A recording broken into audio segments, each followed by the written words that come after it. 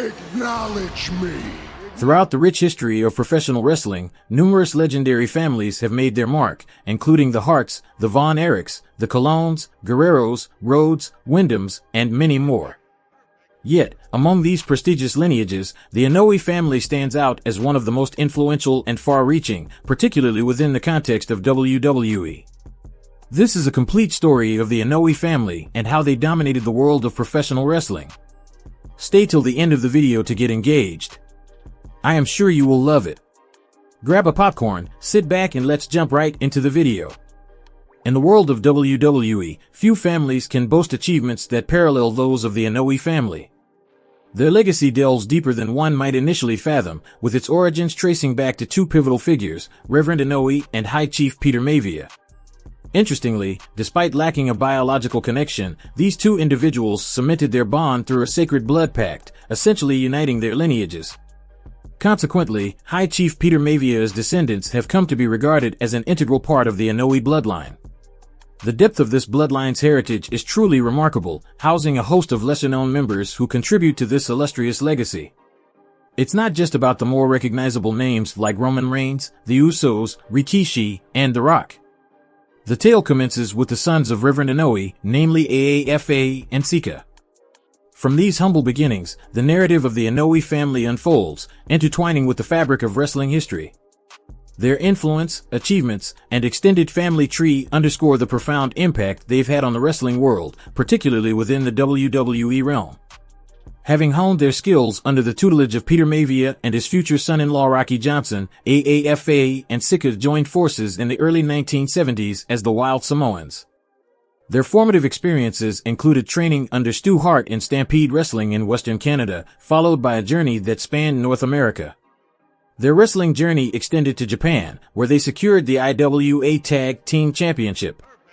In 1979, the duo made a pivotal move to WWE, the premier wrestling company globally, beginning a remarkable 44-year partnership between their family and the organization. This transition occurred shortly before Vincent Kennedy McMahon assumed control of the company from his father, Vincent J. McMahon.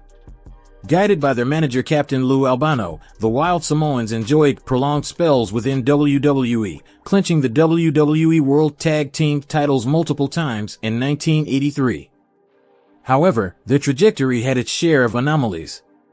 During an 8-month reign, Sika suffered an injury, prompting Samu, the son of AAFA, to step in as Sika's replacement, even though their familial connection was not acknowledged on television. Despite this, their illustrious careers led them to capture around 20 tag team championships. This era laid the cornerstone for what many regard as one of wrestling's preeminent dynasties. With the backdrop of AAFA and Sika's WWE journey established, it's time to delve into the sprawling and intricate Anoa'I family lineage. The wrestling passion wasn't confined to just AAFA and Sika among Reverend Anoa'I's sons. They were just two of several children, including Tamua Jr., Afoa, Oliveira, and Sipa. AAFA's children encompassed the aforementioned Samu and Lloyd, the latter known as L.A. Smooth. Expanding the circle, AAFA's sole daughter, Monica Anoa'I, tied the knot with the late wrestler Gary Albright, thus integrating him into the extended family. This connection further solidified the Anoa'I wrestling legacy. After a brief period with WWE's Deep South Wrestling, Samu transitioned to the main roster, swiftly aligning himself with Randy Orton and Cody Rhodes. In the early iteration of what would later become known as Legacy, Samu embarked on an intriguing wrestling journey. Notably, he stepped into the shoes of his uncle, Sika, during the 1980s, showcasing his versatility. Venturing to Montreal, he formed a partnership with his cousin Salo Fafatu Jr., whom you might recognize as Rikishi. Their collaboration gave rise to the Samoan SWAT team, a formidable presence in the wrestling landscape. They competed under Carlos Colon's banner in WWC, Puerto Rico, and further showcased their skills with the Von Erichs in world-class championship wrestling. However, the turning point arrived in 1989 when WCW provided the brothers with a significant platform. Under the guidance of Paul E. Dangerously, who is now known as the wise man Paul Heyman, they forged a connection that would prove pivotal for their future endeavors, even though their time together was relatively brief. This bond laid the groundwork for their subsequent success. Samu's trajectory, now known as Fatu, diverged from WCW, leading him to wrestle as part of the New Wild Samoans before traversing the independent circuit. In 1992, he made his entry into WWE as one half of the Head Shrinkers, with AAFA in their corner as manager. This alliance yielded a commendable reign as WWE Tag Team Champions, though it concluded unexpectedly in an untelevised match. After departing WWE, Samu returned in 1995 to establish the Samoan Gangster Party alongside Mad Anoa'I, better known as Rosie, although he refrained from stepping into the ring during that period. Within Samu's lineage, his son Lance Anoa'I carved a path in the wrestling world, participating in Major League Wrestling. In comparison, Lloyd's tenure in WWE was relatively brief. Operating under the moniker Law Smooth, he garnered recognition primarily through his stint with ECW from 1990 to 1997. In the early 2000s, as Rikishi solidified his presence in WWE without Samu, he resumed his role on the independent circuit as one half of the Head Shrinkers, contributing to the family's wrestling legacy. Within the extended Anoa'I family tree, another of Afa and Sika's siblings, Tamua, became the parent of Reno Anoa'I, known as Black Pearl. Meanwhile, Junior, another sibling, became the father of the esteemed Yokozuna, who sadly is no longer with us. Yokozuna, undeniably one of the most remarkable large-scale performers in professional wrestling history, requires no introduction. Despite his undeniable place within the Samoan dynasty, WWE initially opted not to emphasize his connection to the lineage. Yet, Vince McMahon himself personally convinced Yokozuna to join the promotion. This marked the inception of his journey, where he adopted the persona of a sumo champion and was accompanied by the cunning Mr. Fuji. Swiftly, he was positioned as an imposing force from Japan, a marauding presence that demanded attention. His debut on October 30, 1992, swiftly led to triumph at the Royal Rumble a mere few months later. This catapulted him into the main event of WrestleMania, where he seized the spotlight. Notably, he headlined the grandest event of the year, overcoming then-champion Bret Hart, only to be overshadowed by Hulk Hogan's unexpected appearance, a moment that left many fans disheartened due to its unconventional conclusion. Nonetheless, Yokozuna's journey surged forward. He once again claimed the WWE Championship a few months later, having reclaimed it from Hulk Hogan, and he headlined yet another WrestleMania the following year at Madison Square Garden. This time, his adversary was Bret Hart, and the match served as a platform for Bret's redemption. Yokozuna, in this remarkable trajectory, secured the distinction of being the first member of his family to capture the WWE World Championship. While his tenure at the pinnacle of WWE was relatively brief, Yokozuna's legacy undoubtedly left an indelible mark. Tragically, Yokozuna passed away in 2002, years after he departed from WWE.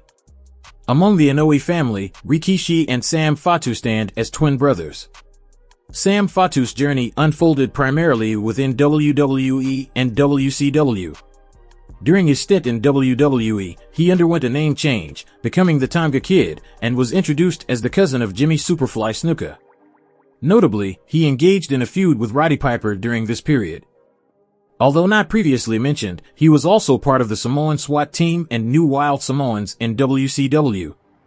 His son, Jacob Fatu, has secured the distinction of being the longest reigning MLW World Champion, maintaining the title for over 800 days, a feat that echoes the family's penchant for prolonged title reigns. Rikishi's path included an alliance with his brother Samu, although his most prominent era is synonymous with the persona of Rikishi. While the "I did it for the Rock" angle might be met with mixed feelings, it was a WWE endeavor to propel him into the main event scene. He did briefly occupy that space in late 2000 before reverting to his role as a lighthearted mid-card performer.